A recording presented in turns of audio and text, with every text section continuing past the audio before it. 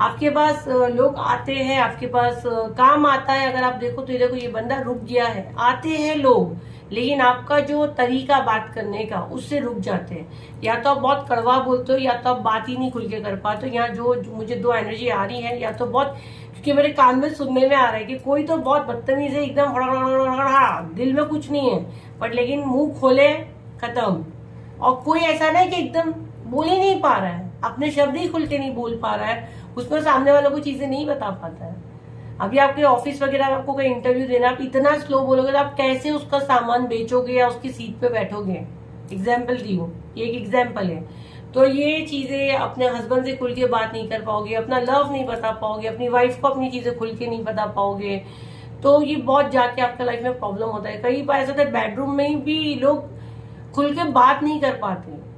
आप समझ रहे हो, बेडरूम में मतलब खाली एक साथ रहना सोना वो कुछ नहीं होता है। एक फीलिंग का बदलना, एक दूसरे की फीलिंग समझना, अपनी बातें खुल के बोल पाना, सामने वाले की शांति से बात सुन पाना। मुझे यहाँ बहुत एनर्जी आ रही, बेडरूम में बहुत फाइट्स होती है, मैं सुन रही हूँ मुझे आवाज आ रही है।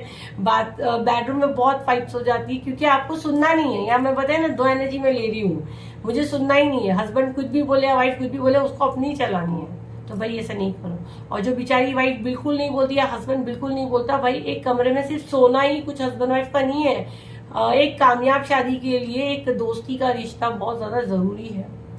और अगर यहाँ पे जो बेचारे बिल्कुल ना शादीशुदा ना ऑफिस में बस ऐसी घूम रहे, पढ़ाई वढ़ाई कर रहे हैं, तो आपको भी यहाँ यही कहा जा रहा है, टीचर जब पूछती है आपसे, आपके सामने जब जो भी बैठता है, जो सिचुएशन बनती है, अपनी बातों को रख पाओ तमीज के तरीके से और खुल के बोलो। और अगर आप बहुत ज्यादा जबान चलाते हो, वो तीखे हो, तो अपनी तीखास को मिठास में बदलो।